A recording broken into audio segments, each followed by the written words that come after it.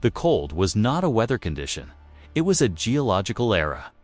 It was a living, malevolent entity that had swallowed the Colmar pocket hole, turning the forests of eastern France into a cathedral of ice and iron. For Second Lieutenant Audie Murphy, the cold was a physical adversary, more constant than the Germans. It gnawed at the marrow of his femur, settled like ground glass in his lungs, and conspired with the malaria still burning in his blood to keep him in a perpetual, shivering purgatory.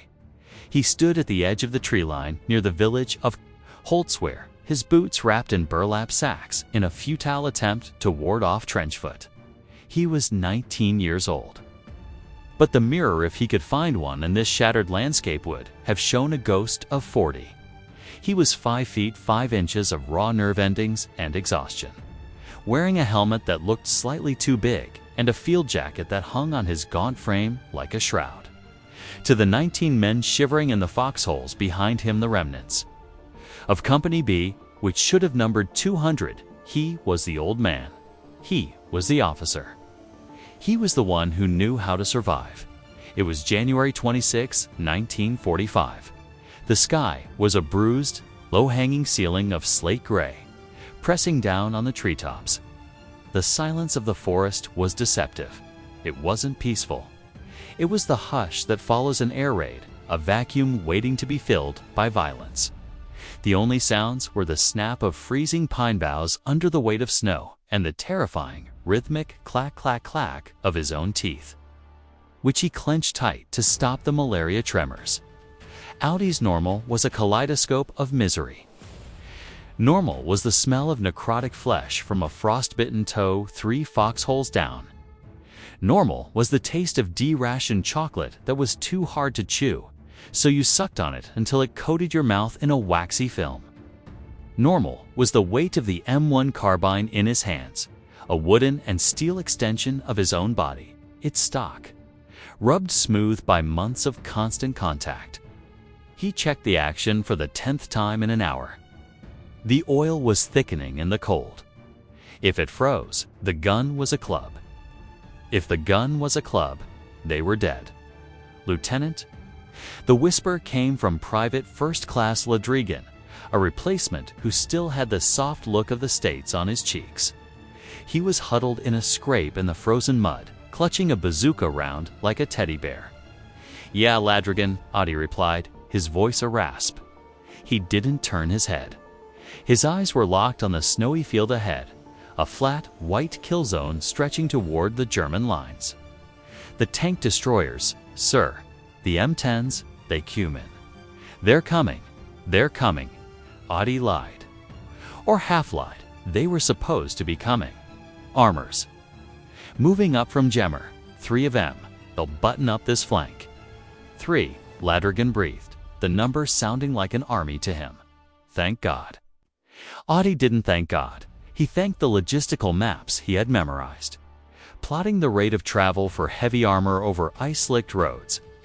They should have been here an hour ago. The delay was part of the friction, the chaos that was his life. He moved down the line, a small, shivering figure checking his ghosts. He touched a shoulder here, adjusted a field of fire there. He was the machinery of survival for these men. If he cracked, they broke. If he slept, they died. He felt the fever spike again, a hot flush of sweat that instantly turned clammy against his long johns. The world tilted slightly on its axis, the trees elongating, the snow brightening to a blinding white. He bit his tongue until he tasted copper, forcing the hallucination back. Not now, not today. Then the sound, it wasn't the Germans. It was the heavy, grinding roar of American engines. The M10 tank destroyers. They emerged from the trail behind them. 2 hulking beasts of olive drab steel, their open turrets exposing the crews to the biting wind. They looked formidable, invincible against the backdrop of the fragile infantry. The ground shook as they maneuvered into position. Audie felt a momentary loosening of the knot. In his chest, armor. With 2 M10s and their 3-inch guns, he could hold this wood line. He could keep his 19 men alive for another day. Position 1 on the right flank, 1 covering the road. Audie shouted over the engine roar, waving the lead destroyer into the trees. The first M10, christened Wolverine, lurched forward. Its tracks spun, biting into the frozen earth. Then, disaster. The 60-ton machine hit a patch of hidden ice beneath the snow. It didn't grip, it slid. It drifted sideways with the slow, sickening grace of a dying elephant sliding off the hardpack and dropping into a drainage ditch at a 45-degree angle. The gun muzzle plowed into the mud. The engine whined in protest, smoke belching, but it was stuck, useless. A pillbox aiming at the dirt. The second M10 commander, seeing this, halted his vehicle on the road, refusing to enter the tree line. He sat there, exposed, a sitting duck in the middle of the white plain. "Get into the trees," Audie screamed, running toward the vehicle. "You're a target out here." "Too slick, Lieutenant." The commander shouted back, his face wrapped in a wool scarf. "We slide in there, we don't come out." Audie stood in the snow, the wind whipping his jacket. One tank in a ditch. One tank refusing to fight. His normal reasserted itself. Nothing works. Help isn't help, and the universe is a cold, indifferent place. And then came the factual disturbance. It came via the -300 Seychelles rupees radio carried by his RTO, a kid named Wiesner, who looked like he was carrying a refrigerator on his back. Wiesner's face was pale, his hand pressing the headset tight to his ear. "Lieutenant ... command. Priority traffic." Audie grabbed the handset. The plastic was freezing. "Murphy." The voice on the other end was clear, terrifyingly crisp. It was Battalion S3. King 2. This is Red Base. Status of Convoy Blue. Convoy Blue. That was the designation for the reinforcements. The company of infantry that was supposed to bolster Murphy's skeleton crew. Red Base, King 2. Negative on Convoy Blue. We have 2 TDs. 1 disabled, 1 holding. No infantry. Repeat, no infantry. There was a pause on the line. It's a pause that lasted too long. Then, the voice returned, tight and confused. King 2... confirm visual. Aerial recon reports a mechanized column moving into your sector from the northeast. Strength estimated at 2 companies. That has to be Convoy Blue. They are marking your position. Audie turned his head to the northeast. The woods were dense, shrouded in the morning mist. He squinted against the glare. "Red Base, I have no visual on friendlies. There's a column there, they aren't on the radio. King 2, the order stands. Link up with Convoy Blue. Coordinate the assault on Holtzwihr at 1400.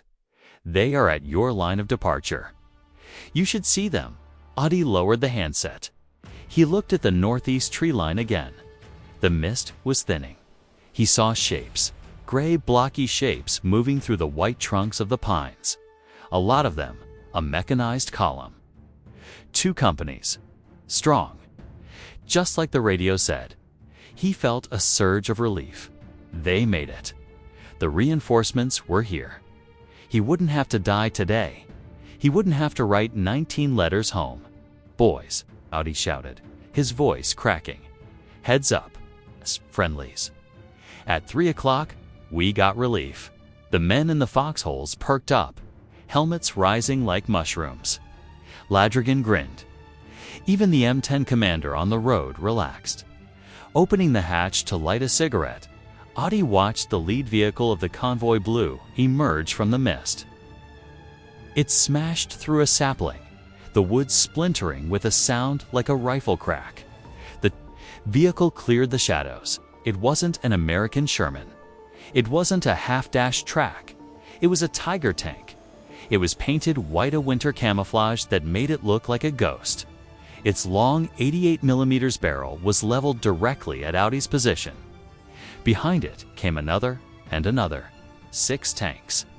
And behind them, swarming like white lice in their snow capes, were 2 companies of German infantry. The radio in Audie's hands squawked. "King 2, red base, did you link up?" Over. Audie stared at the Tiger. The disturbance was total. The convoy? Blue that battalion was tracking.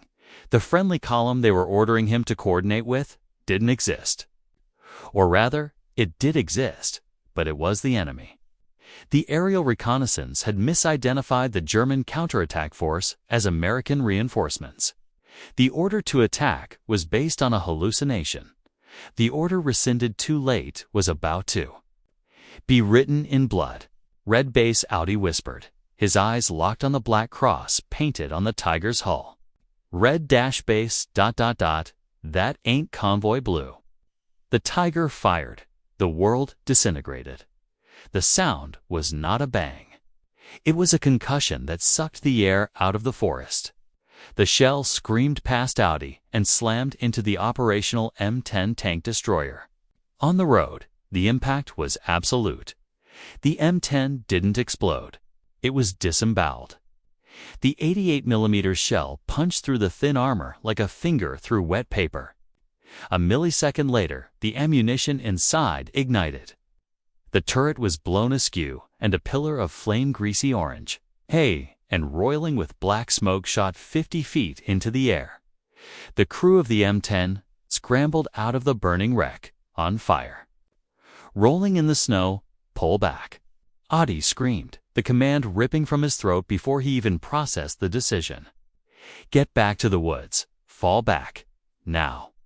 His 19 men didn't argue. They saw the Tigers. They saw the wave of German infantry, hundreds of them, advancing across the snow, firing their MP40s. The Americans broke from their foxholes, stumbling through the knee-deep drifts, retreating deeper into the forest. Lieutenant Wisner yelled, holding the radio. "Battalion says, hold. Hold."